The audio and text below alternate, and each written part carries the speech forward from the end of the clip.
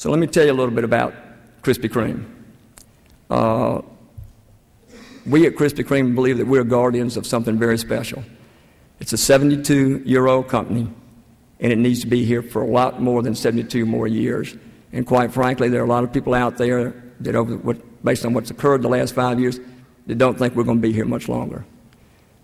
It is a complicated company that serves what appears to be a very uncomplicated product. It is in Winston-Salem, North Carolina. It is local. We are in 38 states. We'll be in 20 countries at the end of this year. Now we're serious, China being one of our new countries. We're going into Turkey, China, and Malaysia this year. But the problem we've got right now is that some mistakes were made years ago. And by the way, sometimes mistakes are obvious when you get to them, but sometimes it's the wisdom of hindsight that tells you when they've been made. So I'm going to speak with the wisdom of hindsight and try not to be judgmental about any of the decision makers at that point in time. But with the wisdom of hindsight, some poor decisions were made. And the people who are paying the price for that right now are not the people that had anything to do with those decisions. The employees of Krispy Kreme have been beaten down, berated in the press and otherwise for 5 years now. I'll give you an example of what can hit you all at once. All at one time, Krispy Kreme was facing shareholders lawsuit, a derivative lawsuit, an ERISA lawsuit, an SEC investigation, and a Department of Justice investigation. Pretty hard to come to work every day, excited about what you're doing and what you're responsible for when you've got that hanging over you, and when papers, both local and national, are telling the world you're not going to be around. So my job, I think, at Krispy Kreme initially was to tell those people we are going to be around and tell them we're going to be around because of them. And what we tried to do there, I'm not sure that we have the most unique business plan in the world.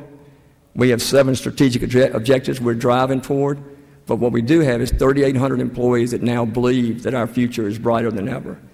I believe strongly that that company, Krispy Kreme, will be stronger because they had their head handed to them than they ever could have been if they had never had that happen before. I happen to have that personal philosophy. I'm not sure you will ever be as good at what you're trying to do in life if you haven't been humbled pretty severely at least once or twice. I think you learn to understand what you can't control, and you also learn to understand what's truly important. So I personally think Krispy Kreme has a great, great future. We are opening our first new company store next Tuesday that we've opened in 6 years. The employees are seeing that. They see the growth. I have difficult days there. Please don't read me wrong. They have nothing to do with the internal. We were on a list about 3 weeks ago, a list of 15 companies that aren't going to make it. What a great way to wake up one day, to find out that somebody's put you on a list of 15 companies that aren't going to make it when you're sitting there, a part of an employee base that are all telling each other, we've got some great things going. We have really made progress. The initiatives are getting traction. That piece had no research.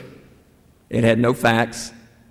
It was just easy to put out. It was 15 household names that aren't going to make it. And you could imagine the disruption it created in our corporate life.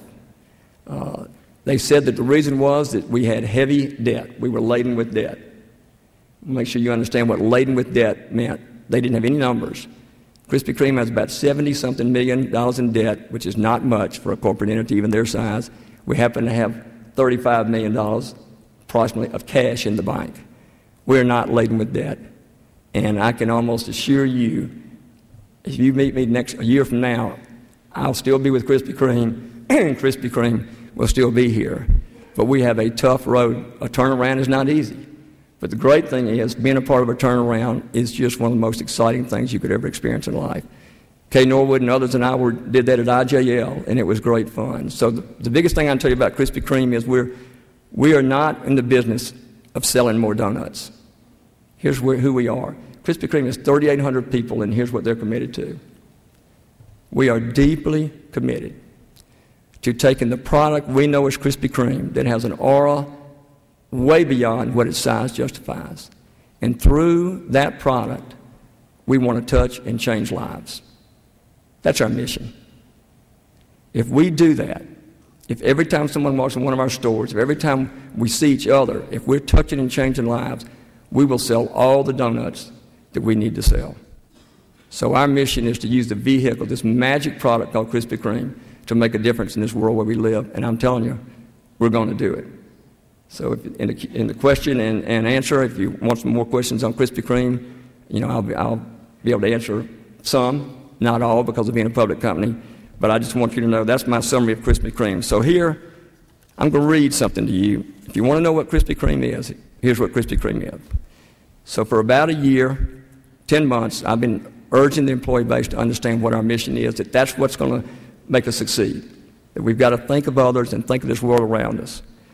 I'm going to read you a quick couple of paragraphs from a blog on one of the websites, one of the care page, I think it's called, site, where people go on and they blog with their friends and loved ones about someone who is ill or is troubled in their family, or maybe even someone they've lost. It's a beautiful website, by the way. But this was posted February 28th by a wonderful lady named Jennifer. I have to share with y'all a wonderful testament of the kindness to strangers Benjamin and I witnessed on his heart birthday. Thursday, as I mentioned in my post, I had ordered Krispy Kreme donuts for Benjamin to take to school Thursday. I had called and hoped I could get the heart-shaped ones, but the lady on the phone explained that you have to order 10 dozen to get special shaped ones. This was after Valentine's. B, meaning Benjamin, only has 10 kids in his class, so that wasn't an option. I could tell the woman on the phone, I asked and she said her name was Virginia, seemed to think I was a bit of a nut trying to order heart-shaped donuts 2 weeks after Valentine's Day. So I very briefly mentioned that I had wanted the heart-shaped because my son was having his 6th heart transplant anniversary and needed a special snack for his preschool class.